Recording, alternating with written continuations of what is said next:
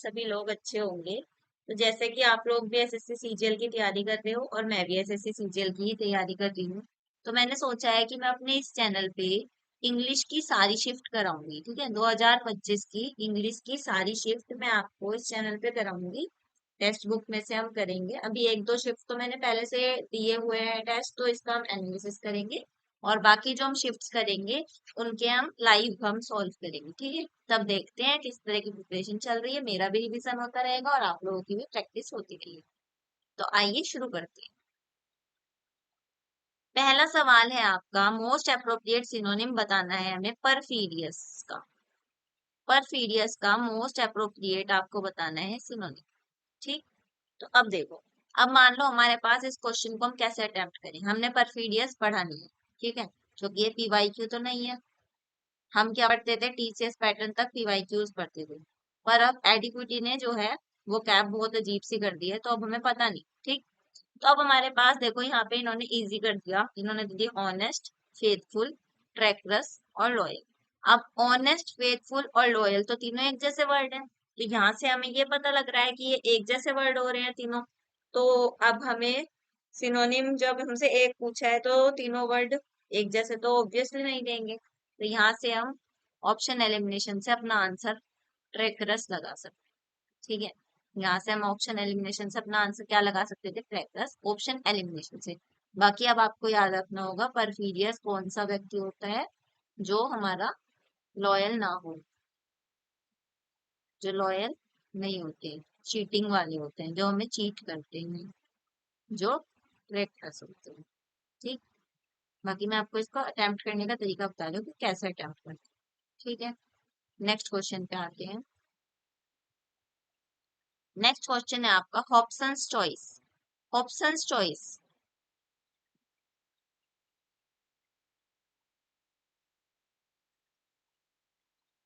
Sorry, अच्छा ये मैं थोड़ा पहली बार यूज कर रही हूँ ये, तो इसलिए मुझे थोड़ा सा पता नहीं लग रहा ये कैसे। बाकी अभी सीख लूंगी तो मैं अच्छे से पढ़ूंगी। इसको यहाँ से हम सारा हमने इरेज कर दिया।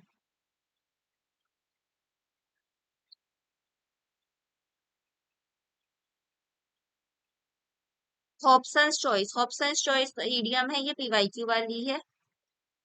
ये हमने पढ़ी होती है। ऑप्शंस चॉइस का मतलब है कि कोई रियल चॉइस है ही नहीं अपने पास, no real choice at all. ये आपका आंसर हो गया ऑप्शंस चॉइस। जरा ऐसे ही करेंगे। अब आते हैं अपने नेक्स्ट क्वेश्चन। इसमें एक तो पता नहीं नेक्स्ट क्वेश्चन किस तरह होता है, अगर आप लोगों को आता है ये तो एक बार मुझे बता देना। ठीक है, अच्छा चलिए, नेक्स्ट क्वेश्चन नंबर 3 है आपका, most appropriate antonym of the given word. फिर से परफीरियस ही दे दिया, देखो पहले उसका सिनोनिम पूछ लिया, अब उसका एंटोनिम पूछ लिया। तो हमने पढ़ा था कि इसका सिनोनिम क्या होता है, जो लॉयल नहीं होते, चीटर होते हैं जो। एंटोनिम इसका क्या हो जाएगा, बिट्रेइंग नहीं, फेथलेस नहीं, लॉयल। तो इसका एंटोनिम क्या हो जाएगा आपका, लॉयल।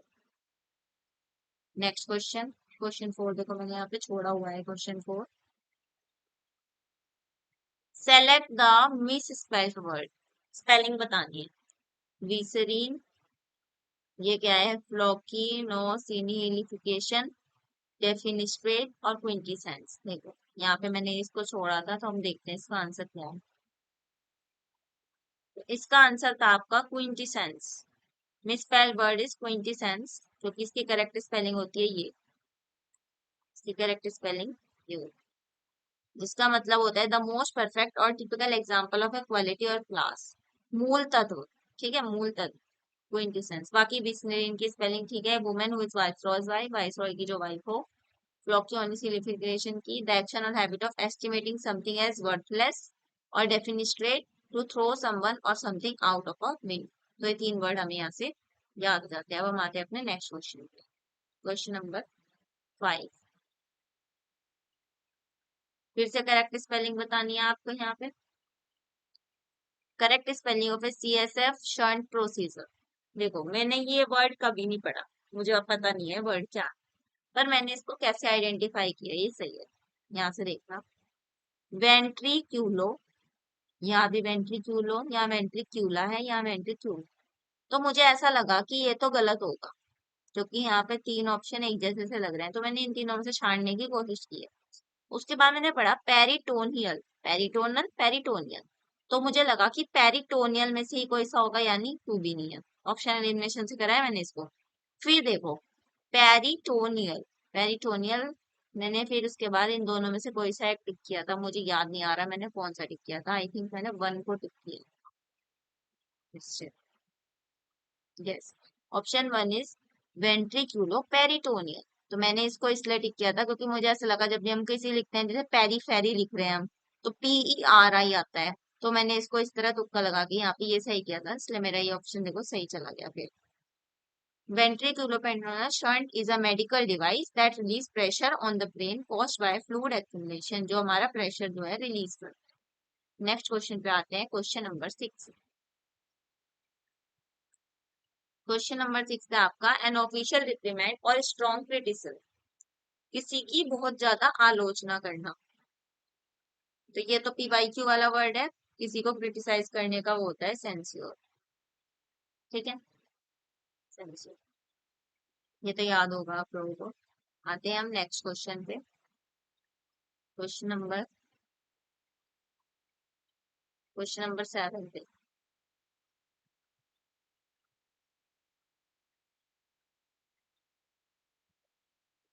क्वेश्चन नंबर 7 है आपका the startup scale so rapidly that it's infrastructure could dash keep pace.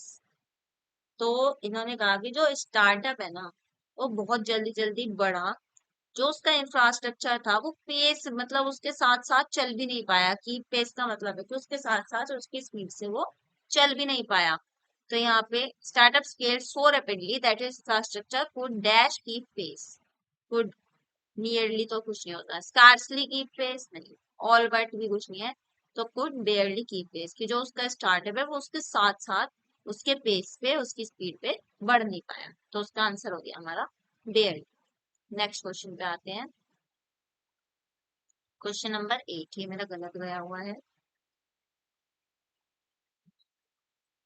अब देखो मुझे एनालिसिस तो करना ही था इनका, तो मैंने सोचा कि चलो वीडियो रिकॉर्ड कर देते हैं, जिससे आप लोग भी देख लो, आप लोगों का भी फायदा हो जाए और ऑब्वियसली मेरा भी फायदा हो जाए। Rare though the phenomenon is it can occur dash prolong drought conditions. ये फिनोमिनन जैसा भी था, पर ये हो सकता था ड्रॉथ कंडीशंस में। ड्रॉथ कंडीशंस कौन सी होती है, जब सूखा पड़ जाता है। इट कैन ऑकर, तो जो मैंने इसका आंसर लगाया था मैंने अमिड लगाया था, पर इसका आंसर जो है वो क्या है देखो, ये देखो the preposition under is used to indicate conditions और situations. In this context prolong dot condition कोई सिचुएशन बता रहा है, तो इसमें आपका जो ऑप्शन आएगा वो आएगा under. Rare though the phenomenon is it can occur under prolong dot conditions. Toward suggest करता है डायरेक्शन को, अमिड सजेस्ट करता है being surrounded by, among suggest करता है किसी ग्रुप का पार्ट होना। इसका आंसर आपका क्या आएगा, under strong growth conditions. Next question, while the proposal appeared pragmatic on paper, pragmatic का मतलब होता है प्रैक्टिकल। ये जो प्रपोजल था वैसे तो ये पेपर में प्रैक्टिकल लग रहा था, it's implementation prove dash complicated then expected. पर इसकी जो इम्प्लीमेंटेशन थी वो बहुत कॉम्प्लिकेटेड हो गई। तो इसको मैंने यहाँ से जज किया है कि देन है, देन के साथ हमेशा कंपेरेटिव डिग्री को यूज करते हैं। कंपेरेटिव डिग्री इनमें से लेस नहीं है, मच नहीं है, रेदर मोर है। ठीक है, मच मच यूज हो सकता है, पर यहाँ पे मच नहीं होगा, प्रूव मोर देन। ज्यादातर हमने क्या पढ़ा होता है, मोर देन। ठीक, नेक्स्ट क्वेश्चन नंबर 6, यहीं से मिटा देती हूँ फिर बाद में। नेक्स्ट आएगा आपका क्वेश्चन नंबर 10। क्वेश्चन नंबर 10 क्या कहता है, that the report failed to address the root causes of the community unrest were surprising given the exhaustive data compiled over several months। Error बताना। तो मैं इनको जनरली ऐसे करती हूँ, पहले मैं फर्स्ट पार्ट पढ़ती, that the report failed to address the root causes, फिर सेकंड पार्ट पढ़ती हूँ, of the community unrest were surprising। तो यहाँ से मुझे ये प्रीपोजिशन मिल गई ऑफ। प्रीपोजिशन से पहले आपका क्या होता है, सब्जेक्ट, और प्रीपोजिशन के बाद आपका क्या होता है, ऑब्जेक्ट। तो हमें सबसे पहले अपना सब्जेक्ट ढूंढना है, that the report fail to address the root causes of the community. तो आपका जो सब्जेक्ट है वो रिपोर्ट है, रिपोर्ट के बारे में बात, ठीक है। Report fail to address the root causes of the community unrest were surprising. Report, report कैसी है, सिंगुलर है, तो सब्जेक्ट वर्ब एग्रीमेंट देखेंगे, सिंगुलर के साथ सिंगुलर वर्ब आएगी आपकी, तो अनरेस्ट वर्ब की जगह क्या आ जाएगा, वॉज सरप्राइजिंग। रिपोर्ट जो है वॉज सरप्राइजिंग, तो आपका एरर था पार्ट नंबर 2। ठीक, नेक्स्ट क्वेश्चन पे आता हूँ। क्वेश्चन नंबर 11, देखो ये मैंने यहाँ पे छोड़ा हुआ है, 11 क्वेश्चन स्किप किया हुआ है।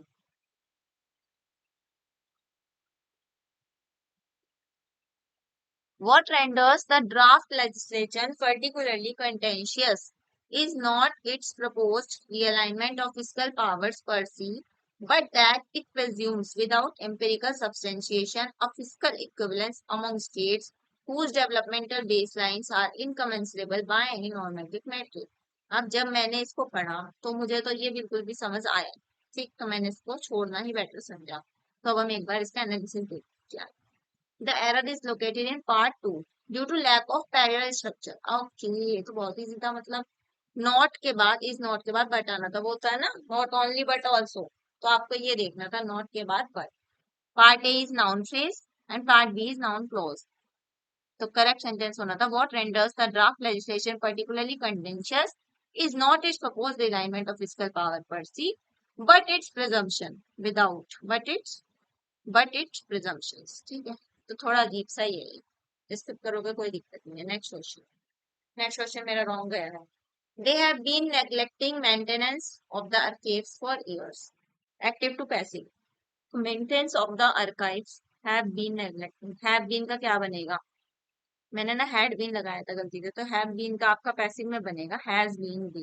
ठीक है, तो आपका ऑप्शन ये वाला है, maintenance of the archives has been being neglected by them for years। Next question number 13, देखो क्या है। The child began the introit at the first signal. अब देखो मेरा एक आइडिया सुनिए, मुझे नहीं पता इंट्रोइट क्या होता है। अब मैंने यहाँ पे देखा कि जो है, जो कोयर बिगेन द इंट्रोइट, ठीक है, कोयर मुझे लगता है म्यूजिकल ग्रुप लगा, ठीक है, म्यूजिकल ग्रुप हमने कई बार सुना है उसे कोयर बोल, तो इंट्रोइट मुझे लगा कि कुछ ऐसा ही होगा सॉन्ग से related he.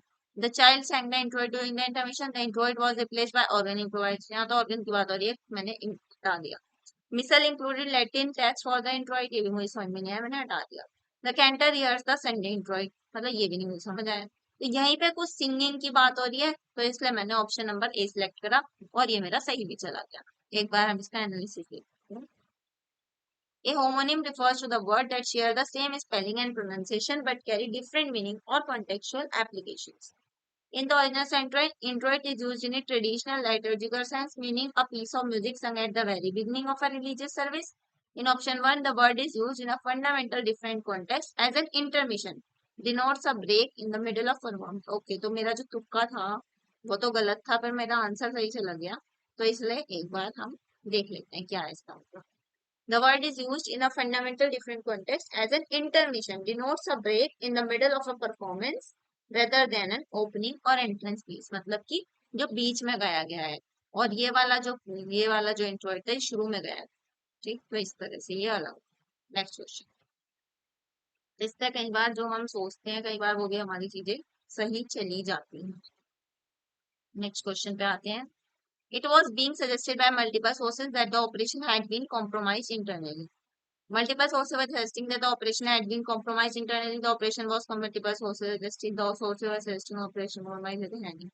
The operation compromised multiple. तो आपका ऑप्शन देखो जा ढंग से पढ़ोगे ना तो यही आपका ऑप्शन आपसे बन जाएगा इजीली क्वेश्चन। नेक्स्ट क्वेश्चन आता है क्वेश्चन नंबर 15। ओके, तो यहाँ से शुरू होता है हमारा पैसेज। तो पैसेज के लिए मैं हमेशा क्या करती हूँ, सबसे पहले मैं पढ़ती हूँ अपने क्वेश्चंस। सबसे पहले क्वेश्चंस पढ़ लेती हूँ। According to the passage, how is wisdom primarily acquired, कि विजडम कैसे एक्वायर करेगी, through textbook, through emotional attachment, through experience reflection, through algorithmic thinking. Next, what does the author mean by wisdom and which is the soul, it enhance academic success, foster deep knowledge, improve verbal strength, sharpen mathematical skills.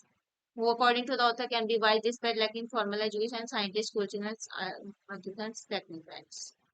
Central contrast drawn in the best education was experience, intelligence, memory, reading, writing, formal learning with applied wisdom.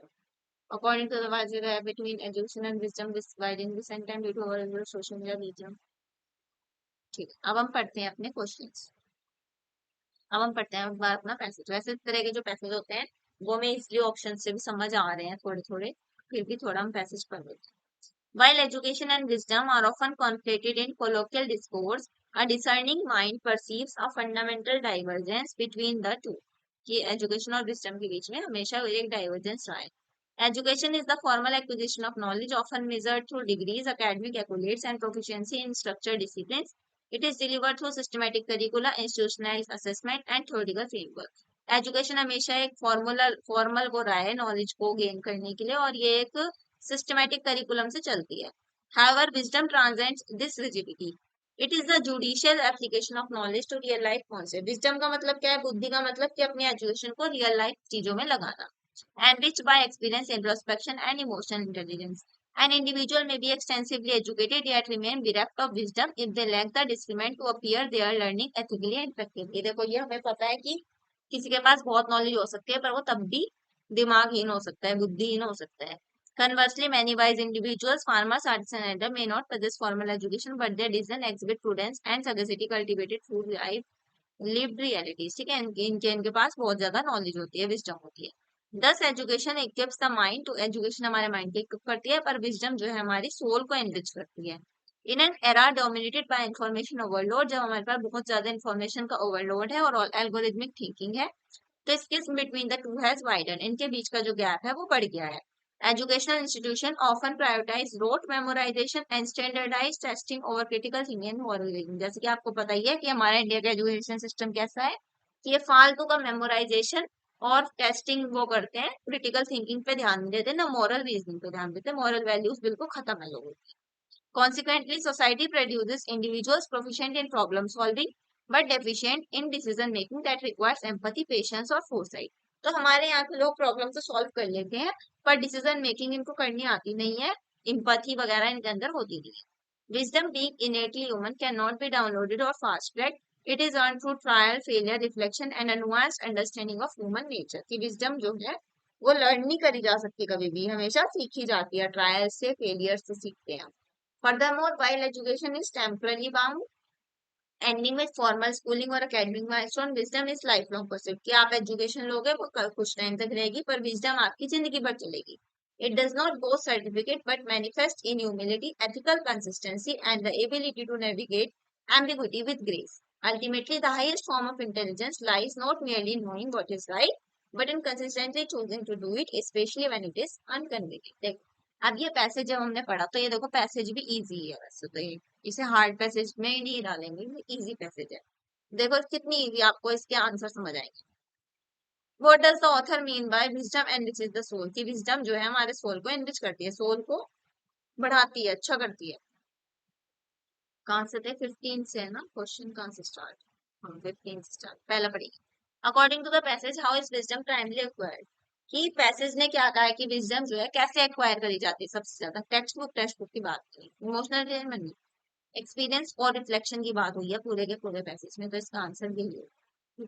Next question, what does the author mean by wisdom and this is the soul, कि academic success नहीं, foster deeper moral insight, हाँ देखो moral values की तो बात हो रही है, तो यही आंसर हो जाएगा। Next, who according to the author can be wise respect lacking formal education, की कौन वाइज हो सकते हैं बिना एजुकेशन के भी? उन्होंने कहा ना आर्टिसंस, एल्डर पीपल, यहाँ पे देखो बात की है, ये रहा आर्टिसंस, एल्डर्स, इंडिविजुअल्स, फार्मर्स। ठीक है, what is the central contrast, क्या कॉन्ट्रास्ट दिया गया है इस पैसेज में? करियर नहीं, इंटेलिजेंस मेमोरी नहीं, रीडिंग राइटिंग, ये देखो फॉर्मल लर्निंग और अप्लाइड विजडम के बीच में ही कंट्रास्ट दिया। According to the author why the gap between education and wisdom widened in recent time, क्यों जो है विजडम और एजुकेशन के बीच का गैप जो बढ़ गया? तो ये देखो यहाँ पे लास्ट लाइन में बताया रोट लर्निंग और एल्गोरिथमिक की वजह से, तो ये हमारा आंसर होगा। तो ये पैसेज तो अपना इजी ही आया था। नेक्स्ट क्वेश्चन देखते हैं, choose the most suitable option to replace the highlighted part of sentence. She has the reputation to be a kind woman. She has the reputation to be a kind woman. Reputation to be a kind woman, देखो वैसे मैं सही बता रही हूँ, मैंने इसको किया था कि क्या इसके साथ अच्छा लग रहा है, तो मैंने तो इसमें करा था reputation of being a kind woman. मैंने इस तरह का जो बुक्स पढ़ी है उनमें मैंने कई बार इस तरह की चीज पढ़ी है, तो मैंने इसे ये ऑप्शन लगा दिया था of being a kind woman. अब एक बार हम इसका एनालिसिस देख लेते हैं कि क्यों है ये answer. The reputation of being a kind woman is grammatically correct and appropriately fit the context of the sentence. The sentence is talking about reputation, which is correctly followed by preposition of. Reputation के साथ हमेशा preposition लगेगी of and the gerund being. तो इसको हमको याद रखना, ठीक है। Next question 21. The doctor advised him to avoid eating sweets and doing exercise regularly. Place करना है। डॉक्टर एडवाइज हिम, देखो एंड है, एंड जो है वो पैरालिज्म को फॉलो करता है, पैरालिज्म को, जो इधर रहेगा वो इधर रहेगा। तो अवॉइड ईटिंग स्वीट्स एंड, तो यहाँ पे भी कुछ ऐसा ही आएगा, to avoid eating sweets and to exercise regular. यहाँ पे टू से स्टार्ट हुआ तो यहाँ पे भी टू से स्टार्ट। ठीक, नेक्स्ट क्वेश्चन।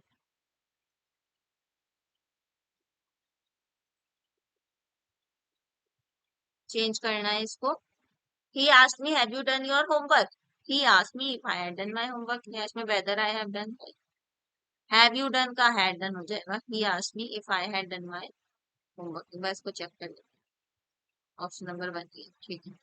Next question 23। देखो मेरा रॉन्ग गया हुआ है, डायरेक्ट इनडायरेक्ट उसका मतलब है मुझे पढ़नी पड़ेगी एक बार। He said that he would join the meeting after lunch। ठीक है, he said that he would join the meeting after lunch। I would join नहीं, would क्यों नहीं आएगा। I can join। देखो यहाँ पे मैं कंफ्यूज हो गई थी, मुझे लगा था आई के साथ हमेशा शैल यूज करते हैं, तो मैंने थर्ड ऑप्शन टिक कर दिया था, पर फर्स्ट ही आएगा। शैल ज्यादा, सबसे ज्यादा हम विल यूज करते हैं, जहाँ पे विल दिया हो तो विल को ही प्रायोरिटी देंगे। I will join the meeting after lunch. Next question 24।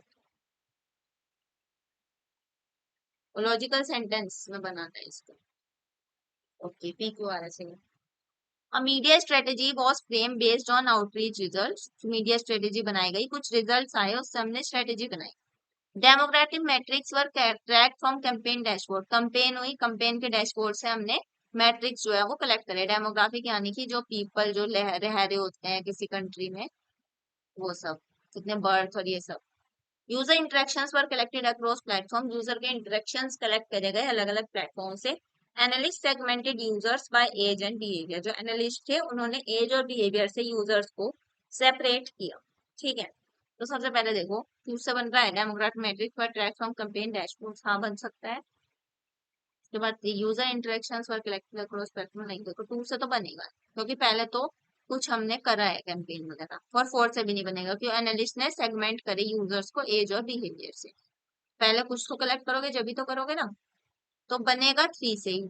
User interactions were collected across platform. Platforms में से जो यूजर्स के इंटरेक्शंस थे वो कलेक्ट करेंगे। अब देखो इसके बाद टू आएगा या वन आएगा। देखो लास्ट वाला भी देख सकते हैं हम।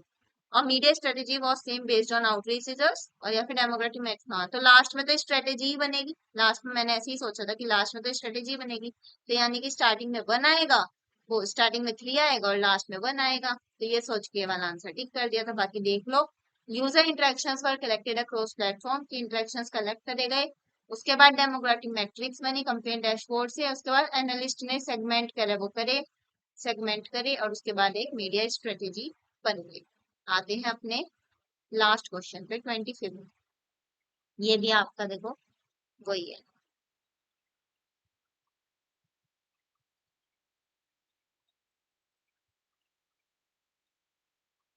क्वेश्चन पढ़ेंगे। It is a process that involves a systematic and objective. देखो सबसे पहले इट इज द प्रोसेस, तो वन से तो स्टार्ट हो गई। क्या प्रोसेस है, पहले प्रोसेस का नाम तो था। Research is the foundational pillar of academic and scientific progress. इससे बन सकता है।